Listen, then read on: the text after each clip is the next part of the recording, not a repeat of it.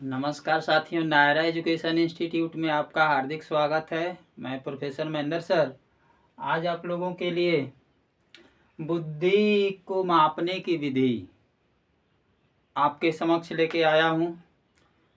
बुद्धि को कैसे मापा जाता है, कैसे पता चलता है कि कौन सा बालक कितनी बुद्धि का है, इस पर जो है इस बुद्धि को मापने की जो विधियां हैं, इस विधि को किसने लेकर के आया, वो शिक्षा शास्त्री शिक्षा मनोवैज्ञानिक का क्या नाम है। साथियों, एकदम धैर्य से बने रहें, पूरा वीडियो देखें। आज आप लोगों को बुद्धि मापन का सूत्र, बुद्धि मापने की विधियां सब लेकर के आपके समक्ष प्रस्तुत कर रहा हूं। लेकिन इससे पहले मैं चाहूँगा कि जो भी साथी पहली बार नायरा एजुकेशन इंस्टीट्यूट परिवार से जुड़ करके महेंद्र सर से सुन रहे हैं, पढ़ रहे हैं, देख रहे हैं, प्लीज आपके भाई का चैनल, आपका चैनल नायरा एजुकेशन इंस्टीट्यूट को जो है सब्सक्राइब कर दें और बेल आइकन प्रेस कर दें।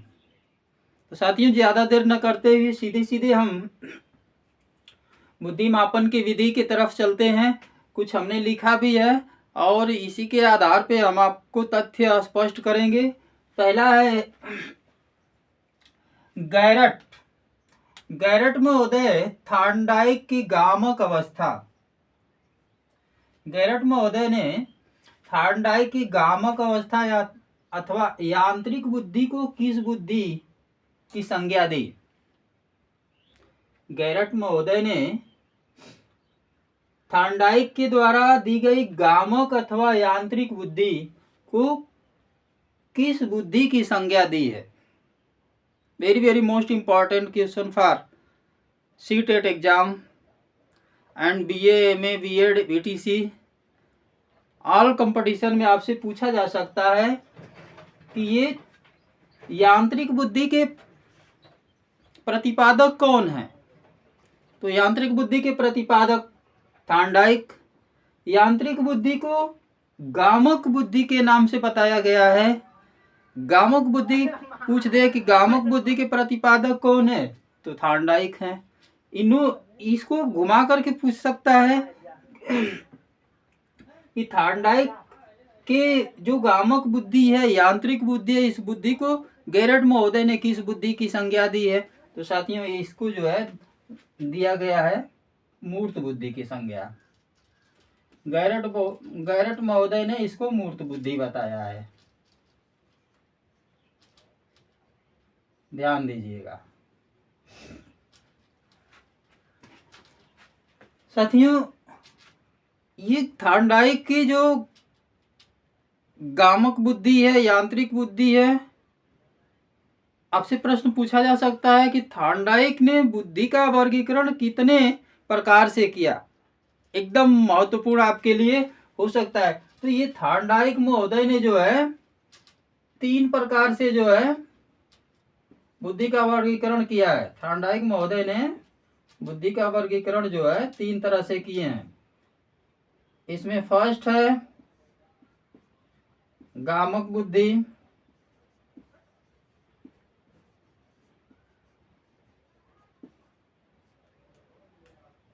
गामक बुद्धि या यांत्रिक बुद्धि। गामक बुद्धि, यांत्रिक बुद्धि या यांत्रिक बुद्धि। दूसरा है अमूर्त बुद्धि,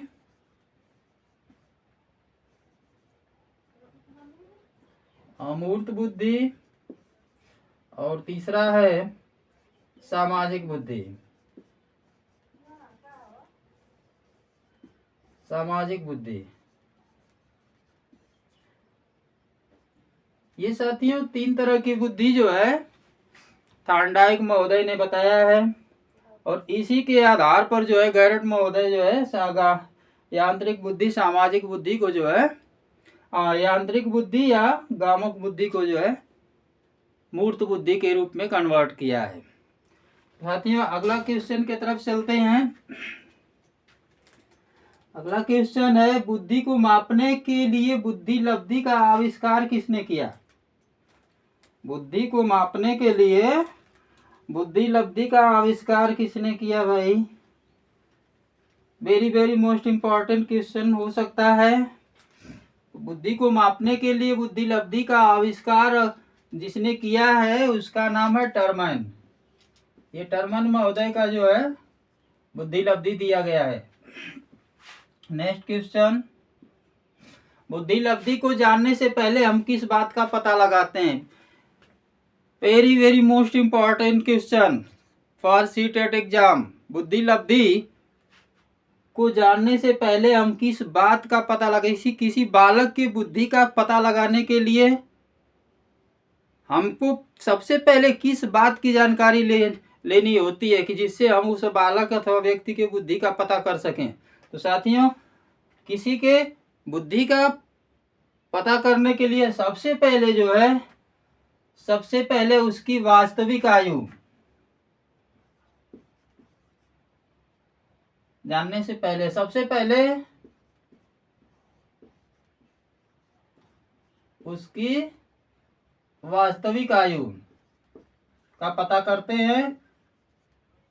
वास्तविक आयु तथा मानसिक आयु, वास्तविक आयु तथा मानसिक आयु, तभी ना पता चलेगा कि क्या है। अगला क्वेश्चन साथियों, बुद्धि लब्धि का सूत्र क्या है? बुद्धि लब्धि का सूत्र साथियों है बुद्धि लब्धि बराबर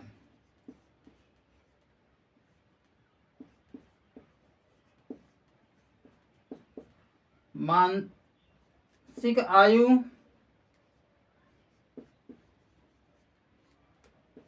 बटा वास्तविक आयु। मानसिक आयु बटा वास्तविक आयु गुणे 100। ये जो है बुद्धि लब्धि का सूत्र है, इसको अंग्रेजी में बोलते हैं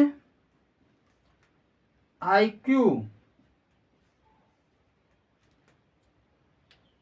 IQ बराबर MA अपान SA इंटू 100। बुद्धि लब्धि बराबर SS नहीं होगा, C होना चाहिए, C होगा। हाँ, बुद्धि लब्धि का जो ये सूत्र होता है बुद्धि लब्धि बराबर मानसिक आयु बटा वास्तविक आयु गुणे 100। इसको अंग्रेजी में बुद्धि लब्धि को IQ बोलते हैं। IQ equal to MA upon CA into 100, जिसमें MA जो होता है मेंटल एज और CA जो है क्रोमोलॉजिकल एज। ये जो होता है वास्तविक आयु, ये होता है मानसिक आयु। कैसे इसको जो है हम पता करते हैं, आइए साथियों जो है अगले क्वेश्चन से पता चल जाएगा। अगले क्वेश्चन में बताया गया है कि यदि किसी बालक की मानसिक आयु 15 वर्ष है, किसी बालक की मानसिक आयु 15 वर्ष है और उसकी वास्तविक आयु 12 वर्ष है, तो उसकी बुद्धि लब्धि क्या होगी? किसी बालक की मानसिक आयु 15 वर्ष है और उसकी वास्तविक आयु 12 वर्ष है, तो उसकी बुद्धि लब्धि क्या होगी? साथियों यहाँ पे बुद्धि लब्धि का सूत्र हम लिख देते हैं IQ इक्वल टू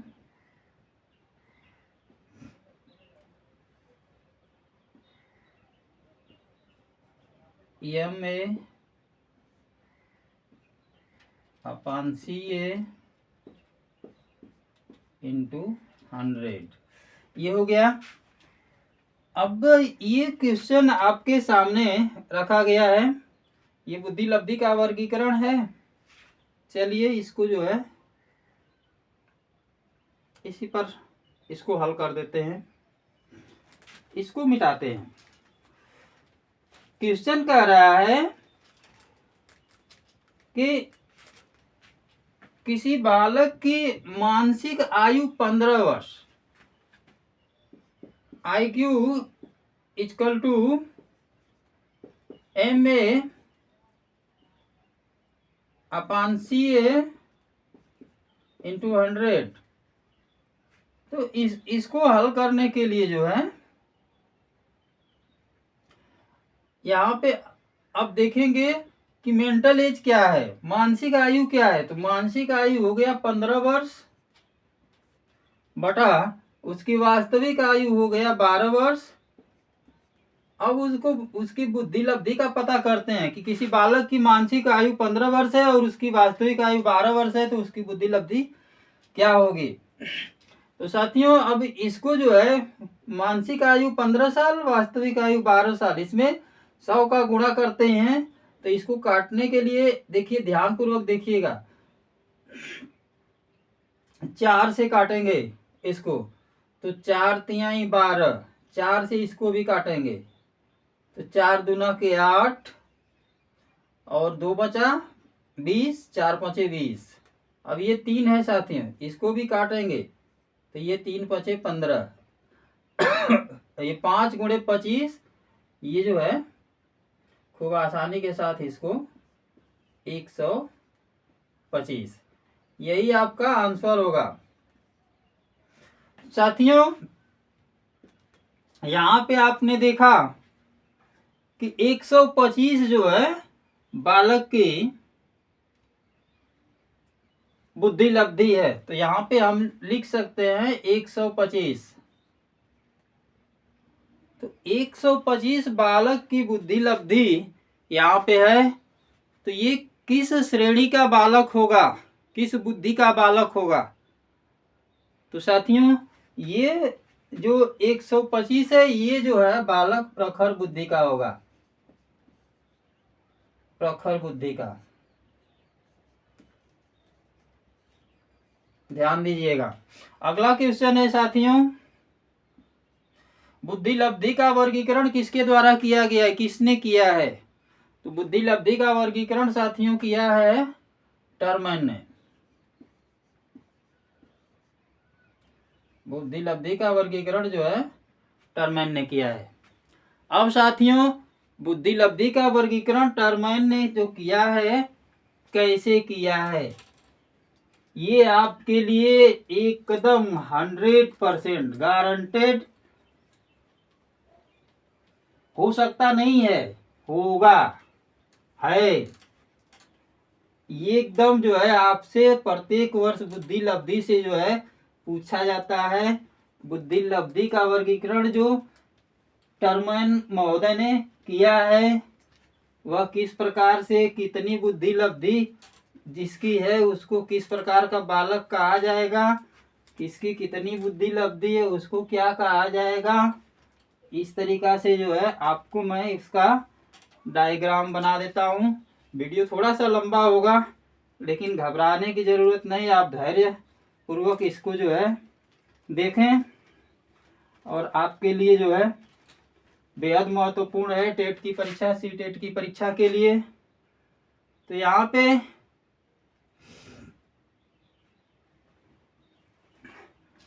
बुद्धि लब्धि का वर्गीकरण,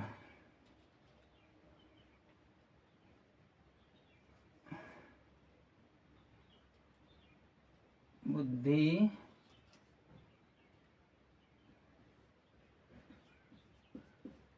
लब्धि का वर्गीकरण किसके द्वारा किया गया है। बुद्धि लब्धि का वर्गीकरण टर्मैन के द्वारा किया गया है।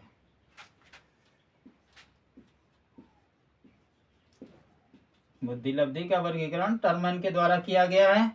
तो साथियों इसको हम लिखते हैं एक तरफ से जो है बुद्धि लब्धि,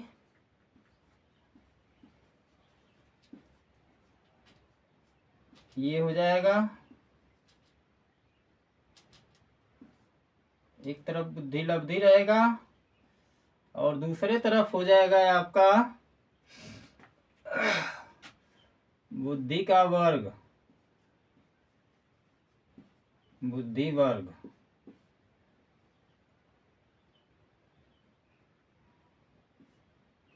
बालक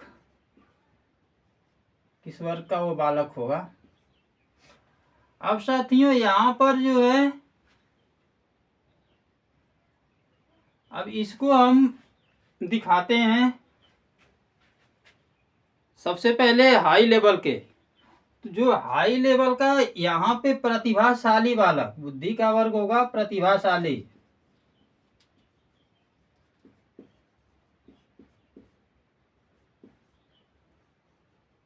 प्रतिभाशाली बालक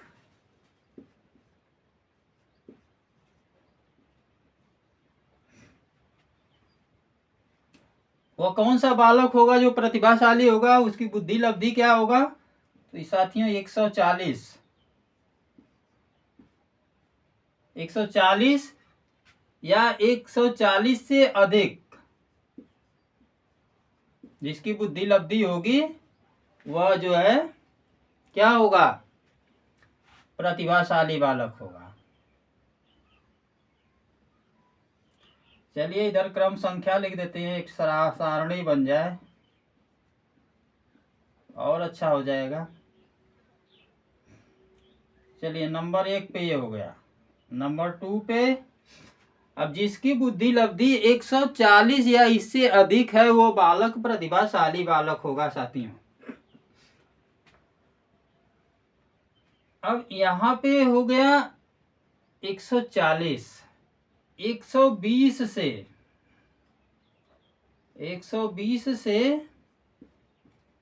139 तक का जो बालक होगा बुद्धि लब्धि वाला, ये बालक साथियों होगा प्रखर बुद्धि का, प्रखर बुद्धि का। आपने देखा था पिछले क्वेश्चन में कि 125 बालक की बुद्धि लब्धि थी, इसलिए वो प्रखर बुद्धि का बालक जो है, प्रखर बुद्धि का बालक किस श्रेणी में आएगा। तीसरा है 110 से 119, 110 से 119 तक का जो बालक है वह किस बुद्धि का होगा। तो ये होगा उत्कृष्ट बुद्धि वाला बालक, उत्कृष्ट बुद्धि का बालक।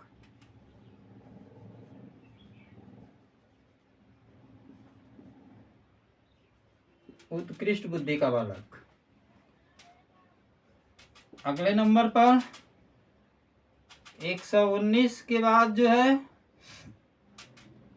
110 से 119 उत्कृष्ट हो गया। 90 से जो है 109, 90 से 109 बुद्धि लब्धि वाला बालक जो होगा साथियों, ये होगा सामान्य बुद्धि वाला, सामान्य बुद्धि का बालक। ध्यान दीजिएगा।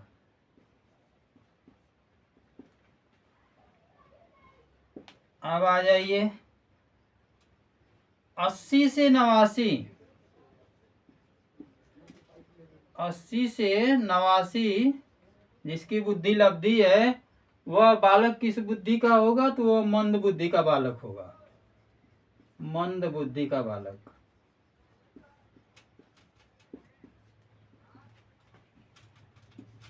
अब आ जाइए 70 से 79,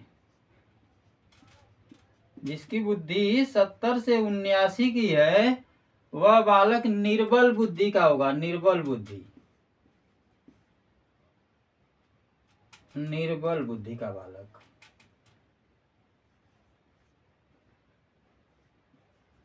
निर्बल बुद्धि का बालक। अगला फिर आ जाइए 50 से 69, जिसका आईक्यू है वह बालक जो है साथियों मूर्ख बुद्धि वाला बालक होगा। कौन सी बुद्धि का बालक? मूर्ख बुद्धि, मूर्ख बुद्धि का बालक।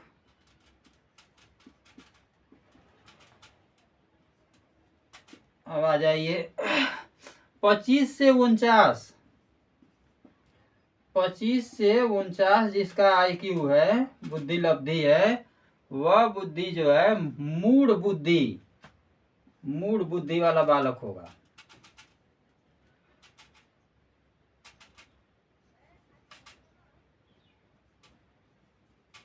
मूढ़ बुद्धि का बालक होगा।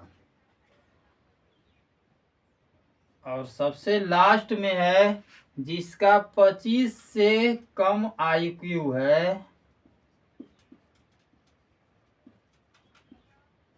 25 से कम जिसका आईक्यू है साथियों, वह बालक जो है जड़ बुद्धि वाला होगा, जड़ बुद्धि का।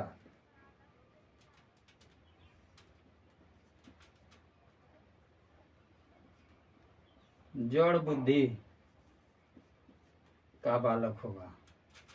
तो साथियों आज आप लोगों ने एकदम कहेंगे कि क्या सर जी ने वीडियो बनाया है, एकदम बुद्धि लब्धि को एकदम इस तरीका से सजा दिया है कि कभी भूलेगा नहीं। अब आपको किस प्रकार से पढ़ना है, इसको आपको सेटिंग करना है। निचले क्रम से ऊपर का क्रम के तरफ या ऊपर से नीचे के क्रम के तरफ किस प्रकार से पढ़ना है। आप अगर आप इसको पढ़ना चाहते हैं निचले क्रम से, तो निचले क्रम से भी आप पढ़ सकते हैं। स्टार्टिंग कीजिए 0 से 25 तक। 0 से 25 तक जिसका आईक्यू होगा वह बालक जो है जड़ बुद्धि का होगा। 25 से 49 तक का जिसका आईक्यू होगा वो मूढ़ बुद्धि का होगा। 50 से 69 वाला जो आईक्यू का होगा वो बालक मूर्ख बुद्धि वाला होगा। 70 से 79 वाला निर्बल बुद्धि का होगा। 80 से 89 का मंद बुद्धि का होगा। 90 से 109, कहीं कहीं 110 तक भी दे देता है साथियों। तो ये बालक सामान्य बुद्धि वाला होगा। 110 से जो है 119 तक उत्कृष्ट बुद्धि वाला बालक। 120 से 139 का प्रखर बुद्धि का बालक। और 140 से जितना भी ऊपर हो जाए ये बालक जो है आपका प्रतिभाशाली बालक के श्रेणी में आता है। तो साथियों आज के वीडियो में बस यहीं तक। अगले वीडियो के साथ हम जल्द ही आपके समक्ष प्रस्तुत होंगे। तब तक के लिए साथियों नमस्कार, जय हिंद।